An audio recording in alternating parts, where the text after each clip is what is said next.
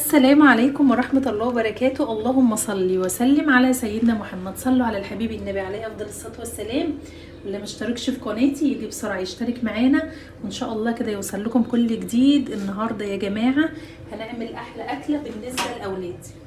عايزة أقول لكم كنت محتارة أعمل لهم إيه. طبعا أولادي ملهمش في أي أكل، زي ما قلت لكم قبل كده أولادي مش أي أكل ياكلوه، هما بيحبوا الحاجات النواشف والحاجات دي. فكنت بصراحة عايزة اعمل لهم ايه، اكلة يعني فيها طبيخ بقى ودمعة بقى وحاجات من الحلوة اللي احنا بنحبها دي، الاكلة الدسمة الجميلة دي. قالوا لا يا ماما اعملي لنا، يا توكلينا بره يا تعملي لنا اكلة حلوة كده لذيذة من اللي انت بتحبي، من اللي احنا بنحبه. فقلت بقى احلى اكلة اعملها لهم هي الفراخ المشوية. فقلت بقى من اول حاجة هعمل معاكم كل حاجة كده باذن الله زي ما انتوا شايفين كده. هبدأ كده اقطع الفرخة. استنوا كده بقى لما ايه قد مناب القطة، والله انا كنت موكلاها وكل حاجة بس رجعت لي تاني. هديها منابها كده في الاكل وهرجع لكم تاني. بنتي واقفه لها يعني. خدي يا ساره وكلي، هاتي الورقة دي هحط لها فين الطبق بتاعها. بس يلا مش سلامة، باي باي، روحي كل الاكل بتاعك، يلا يلا. بس كده خلصت الحمد لله كده من القطة، علشان عايزه اقول لكم عامله لي ازمه، يعني القطه دي عامله لي ازمه.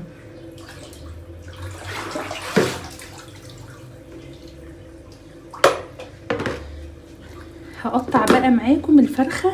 عايزه اقول لكم انا لسه مطلعاها من الفريزر، فضلت فاتحه عليها الميه لغايه ما ايه ما فكت خالص. هقطعها بقى قطع صغيره كده، لان بصراحه العصر اذن خلاص وانا مش هلحق اعملها كده في التتبيله بتاعتي. بس انا هعملها معاكم خطوه بخطوه لغايه ما اخلص الايه الفرخه المشويه. شايفين بقطعها ازاي؟ وكمان هعمل كده. بصوا يعني عايزه اخلي التتبيله اللي احنا هنعملها كلها كده ايه تخش في قلبها. شايفين؟ طبعا هعيد عليها غسيل تاني علشان اتاكد بس ان هي ايه كل حاجه كده ايه نضفت فيها وبقت كويس. طبعا انا كنت حاطاه في المحلول بتاعها. دلوقتي المحلول ده عباره عن ملح ودقيق وخل، بحطها معاها شويه كده وبعد كده خلاص تمام. هنا بقى هقطع الايه الصدر ده كذا قطعه، علشان خاطر اكتر حاجه ما يعني بتغيب في السوا هو الصدر. هقطعه كذا حاجه كده علشان خاطر انا عايزه ايه الفرخه بتاعتي تستوي. برضو هنغسها كده زي ما انتوا شايفين عشان تشرب من الايه التتبيله بتاعتي. وكمان هقطعها كمان ايه كمان حته كده.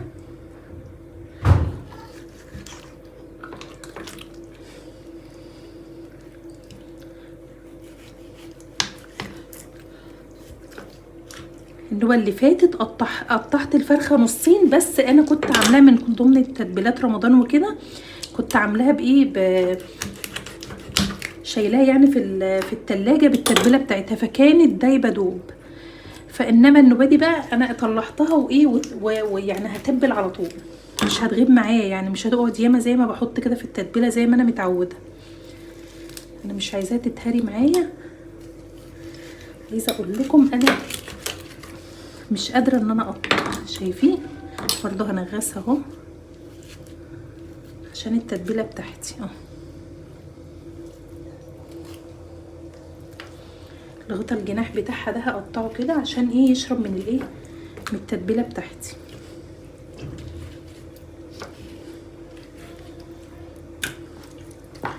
ده النص الاولاني. النص التاني بقى انا كنت شويها كده النوبه اللي فاتت نصين، يعني اسمها نصين.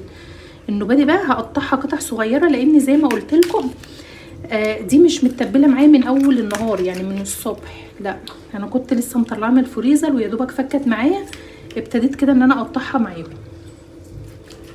وكمان العصر اذن وجوزي في مشوار وهيجي يشوي، فلازم تكون التتبيله بتاعتها شرباه، يعني شربها كلها كده. فعشان التتبيله تطلع معايا ناجحه والفرخه بتاعتي ما يبقاش العظم بتاعها فيه دم ولا اي حاجه، لازم اعمل زي ما انتوا شايفين كده، اقطعها قطع صغيره وفي نفس الوقت افتحها كده علشان تشرب التتبيله بتاعتي. نفس القصه اقطعها كذا ايه الصدر بتاعنا هقطعه ايه على 3 ايه قطع كده. النص الصدر بيتقطع على 3 قطع.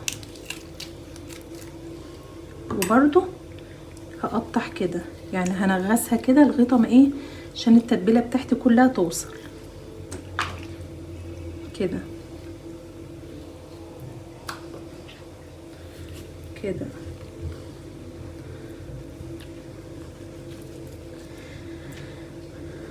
عايزاكم بقى تصلوا كده على الحبيب النبي عليه افضل الصلاه والسلام، وايه وما تنسوش كده تكتبوا لي في الكومنتات وتشجعوني في الحاجات اللي احنا بنعملها الجميله بنعملها مع بعض دي.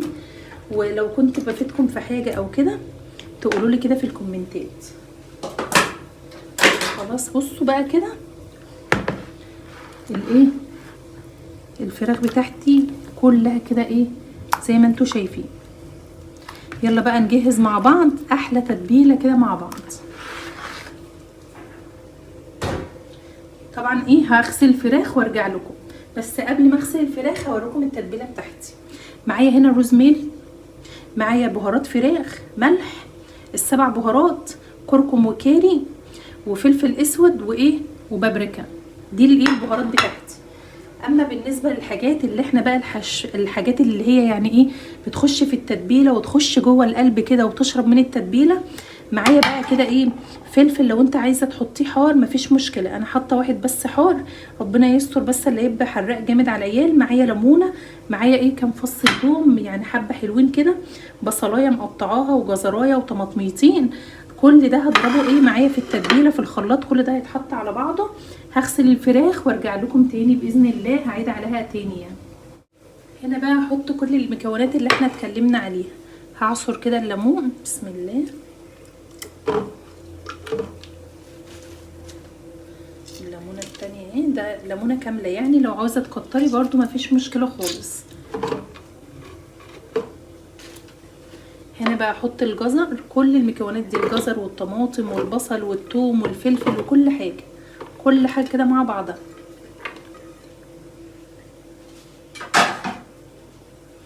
كمان البهارات بتاعتي كلها كده هتتحط.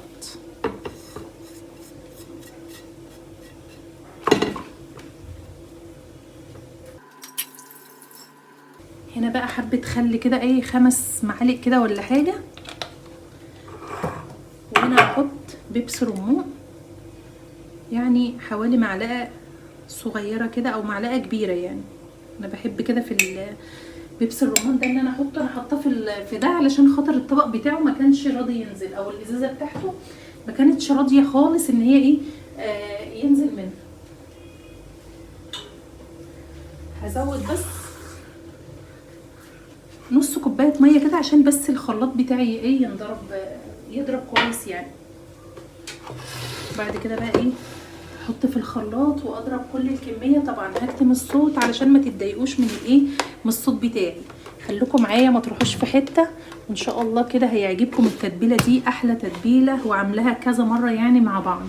هنا طبعا انا قفلت الصوت عشان الصوت مزعج، فاضطريت ان انا اسجل معاكم للاسف، لاني ما ينفعش الصوت بيبقى صوت يعني بيزعق خالص، صوت عالي، فحبيت ان اقفل الصوت واعمل معاكم كده زي ما انتم شايفين. عايزه اقول لكم التتبيله دي احلى تتبيله، بضربها ضرب كويس كده، ولو عاوزين تضربوها نص ضربه مفيش مشكله خالص. هنا بقى كل الكميه اهيت، ممكن تضربيها نص ضربه بس لو انت عايزه ايه المكونات بتاعتنا تفضل يعني ايه محببه او فيها حتت صغيره يعني. انا غسلت الفراخ بتاعتنا خليتها فله كده شمعه منوره اهي. هصفي بس الميه اللي هي نزلتها.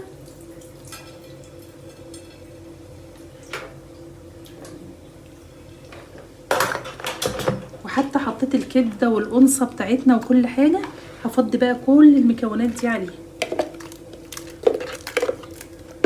بصوا بقى، عايزه بقى كل ده الفرخه بتاعتي كده تشربه، لان خلاص يعني خلاص العصر اذن بقاله اكتر من نص ساعه، فما عنديش وقت يعني. جوزي يجي يلاقي كل حاجه كده جاهزه باذن الله.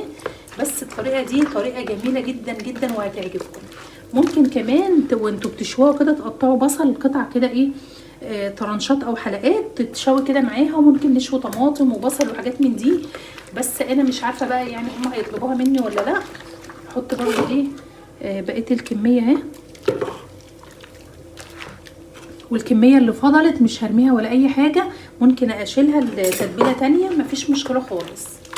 تمام كده الفرخه بتاعتنا خلصت خلاص كده، هي على الشوايه على طول. عايزه اقول لكم ريحتها مسمعه، يعني ريحتها مسمعه الدنيا كلها والله العظيم. من قبل ما تتحط على الفحم او على الشوايه بتاعتي كلها كده ايه جميله وريحتها تحفه، يعني ريحتها مسمعه الدنيا كلها. هسيبها بقى كده نص ساعه وبعدين هرجع لكم تاني. هنا بقى الطحينه بتاعتي اللي بعملها باحلى شكل تحفه. معايا نص رغيف كده قطعته كده صغيره كده زي ما انتم شايفين. هضيف عليه بس ايه، هو مبلول يعني انا بلاه، هضيف بس حبه ميه صغيرين كده. انا عايزه الايه العيش بتاعي كله يشرب من الميه. وتعالوا برضو هنشوفوا هنعمل ايه بطريقته جميله جدا جدا.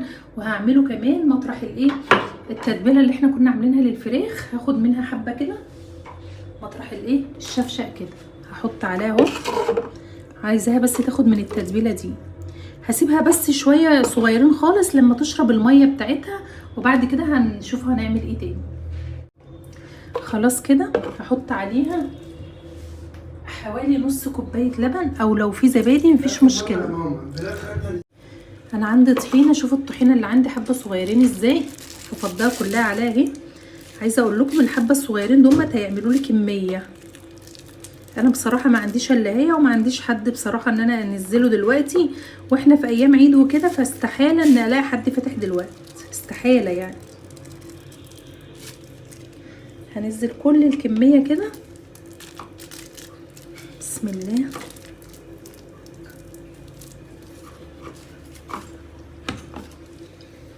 هكمل بس نص كوبايه لبن. وزي ما قلت لكم لو عاوزين تحطوا زبادي عادي مفيش مشكله خالص. هزود بس حبه خل صغيرين وحبه ملح.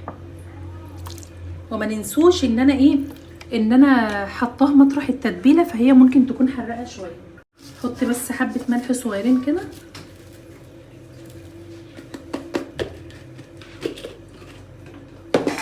واضرب الكميه كلها في الخلاط. وكالعاده قفلت الصوت علشان يعني الصوت بتاع الخلاط ما يبقاش مزعج لكم وكده. وهعمل لكم بكميه صغيره خالص طحينه وتقيله وجميله وطعمها تحفه، واخداها من اسرار المطاعم او الناس اللي بتعمل في الافراح والحاجات دي، حاجه كده تحفه وجميله. شايفين الكميه عامله ازاي؟ حطها بقى في الطبق بتاعي. شايفين السمك بتاعها؟ ممكن كمان ان انا يعني ايه ازودها كمان، بس انا عايزه السمك بتاعها يبقى كده.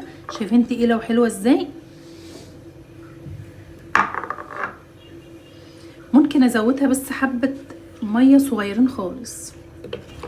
هزودها حبه ميه صغيرين، ممكن تزودها لبن، وممكن تحط زي ما اتكلمنا في الاول زبادي.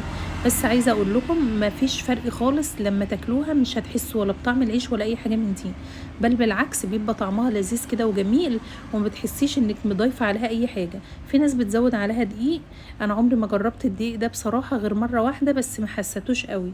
لكن الطريقه بتاعت العيش دي طريقه جميله ومميزه، وبتنفع كمان في العزومات والافراح والاماكن دي، وبالذات في الزنقه لما يكون زي كده ما عندهوش طحينه ومش لاقي حد يجيب له. فكان عندي حبه صغيرين، فالاكله اللي انا بعملها او الفراخ لازم يكون لها طحينه. شايفين السمك بتاعها جميل وحلو ازاي؟ اتمنى تجربوا كده الفكره بتاعت الطحينه دي. هنا بقى بحط الفحم على النار زي ما ابني بيقول لي، يعني تحط فحم يا ماما على النار علشان خاطر ايه لما بنحطه على الشوايه كله حاجه تولع يعني كده. هبدا بس ارصها كده. عايزه اقول لكم زعلانه على البوتاجاز عشان هيتوسخ دلوقتي بسبب الفحم ده. انا معاكم خطوه بخطوه. اللي يوصل لغايه هنا من الفيديو ما ينسينيش بقى في لايك وسبسكرايب ودعوه حلوه كده من قلبكم. انا نويت النهارده ان انا كل حاجه بعملها معاكم هعملها معاكم ان شاء الله من غير ما اسجل الصوت ولا اي حاجه من دي. حابه كده ان انا خطوه بخطوه اعمل معاكم الاكل النهارده.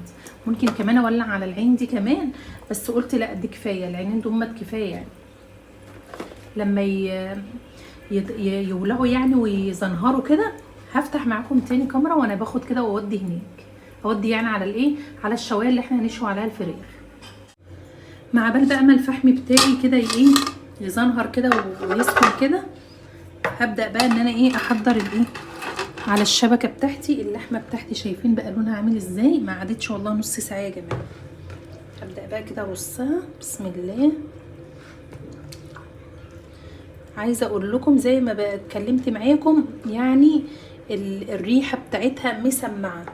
سلام كمان لو كنت بيتها في اليوم كامل كده في التتبيله دي هتطلع حكايه. بس انا عايزه اقول لكم ان انا ممكن اديها للراجل يشويها لي قبل مثلا بصيمين او كده، قبل الصيام بساعتين ولا حاجه، مع بال ما تفك ومش عارفه ايه، فما بتاخدش معاه وقت. فقلت طب ما انا اجرب انا الاخرى ان انا اعملها على طول، اطلعها كده من الفريزر واعملها اشوف الدنيا هتعمل معايا ايه.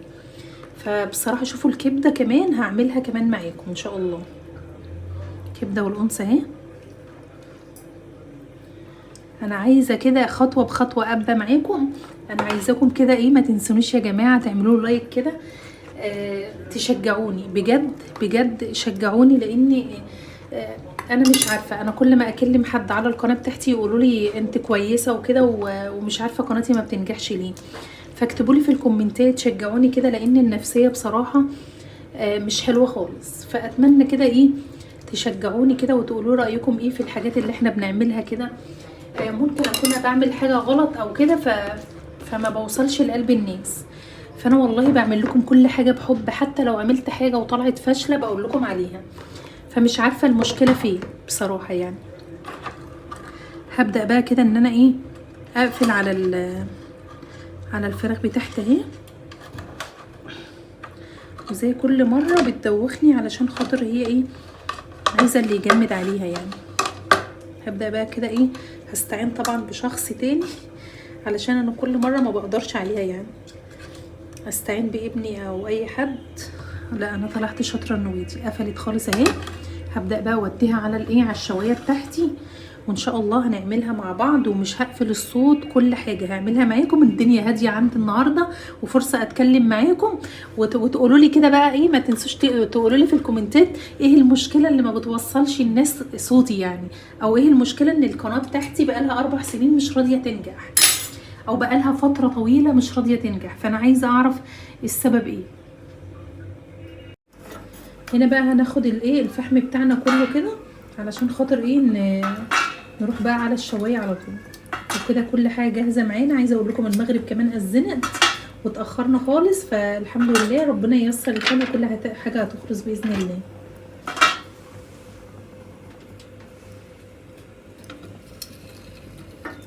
ناخد بقى كل الكميه ونطلعوا فوق، وهفتح معاكم البس بقى الاسدال عشان خلاص داخله البلكونه وهكلمكم باذن الله. ثواني بقى وهرجع لكم تاني. هنا بقى عايزه اقول لكم طلعت جري كده، ابني طلع جري كده علشان خاطر يكمل بقى الفكره الجميله بتاعت الشوي دي. عايزه اقول لكم كانت غلطه، كل ما اعمل لهم فرخه يقولوا له اعملي كرري تاني. هي بتبقى فكره جميله وكل حاجه، بس عايز بقى اللي يبقى فاضي ويقعد على الفحم وكده. زي ما انتم شايفين حسيت ان الفحم شويه يعني قليل، فابتديت بقى ان احنا نزودوه كده زي ما انتم شايفين. اصلا احنا كان مفروض ان احنا نجيبه مثلا رمل الاول وبعد كده بنحطه الفحم. فمش عارفه يعني هو المفروض نحطه رمل او فحم، بس انا مش عارفه والله. هو جوزي اللي كان بيعمله، وابني كان النوبادي هو اللي ايه متشجع وكده ان هو يعمل لي الفرخه النهارده. حبيت بقى اوريكم الاجواء عامله ازاي. يعني عايزه اقول لكم الناس كلها معيده، الدنيا صحراء يعني، قليل خالص لما تشوفوا عربيات كده معديه، مفيش ناس اصلا يعني، اللي بيعدي بس عربيات، حاجه غريبه كده. شايفين بقى الاجواء عامله ازاي يعني، الدنيا هاديه خالص، ولو ان كمان لسه العشاء ما اذنتش. بس انا مستغربه من الشكل اللي انا شايفاه ده. شايفين بقى اللون السما الجميل ده، شوفوا الالوان المتدرجه الحلوه الجميله دي. عايزين كلنا كده ندعو ان ربنا ييسر لنا حالنا يا رب ويفرجها علينا كلنا. وتشوفوا قناتي وتقولوا رايكم ايه في القناه وتكبروها لي باذن الله كده ان شاء الله. يعني عايزه اقول لكم والله كنت واقفه بدعي، بس يعني ايه ما بصراحه ما حبيتش ان انا اسمعكم صوتي، لان كنت يعني زعلانه وبعيط كمان يعني. هوريكم بقى ان شاء الله. شايفين المنظر عامل ازاي.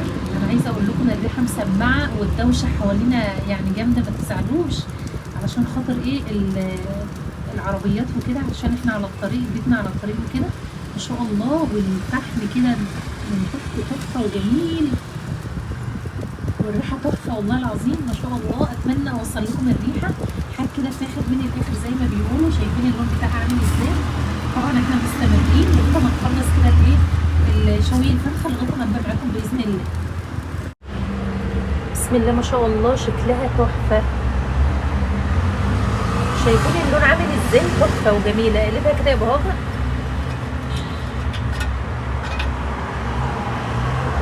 ما شاء الله ما شاء الله. خليها بقى على الجنب اللي هو التاني ده عشان تستوي بس شويه. وبسم الله ما شاء الله خلصت اهي. ما شاء الله لونها كده جميل، مستويه وحلوه. شوفوا بتتهري كده، ما شاء الله ولا قوه الا بالله. شايفين عامله ازاي؟ ننزل بقى كل الكميه كده.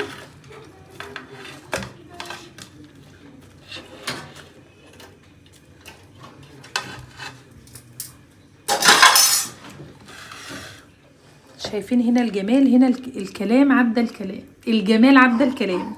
شكلها جميل ومستويه وحلوه خالص. شايفين اللحمه بتاعتي عامله ازاي؟ حتى الورك بتاعهم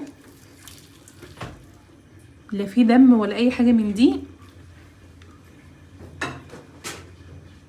هنا كمان الطحينه اهي. شايفين الطحينه بعد ما استنت شويه تقيله وعامله ازاي؟ ما شاء الله تقيله خالص. ده الفيديو بتاعنا يا جماعه، وده الاكل بتاعنا. عايزاكم بقى ما تنسونيش في اللايك وسبسكرايب ودعوه حلوه كده من قلبكم. والسلام عليكم ورحمه الله وبركاته.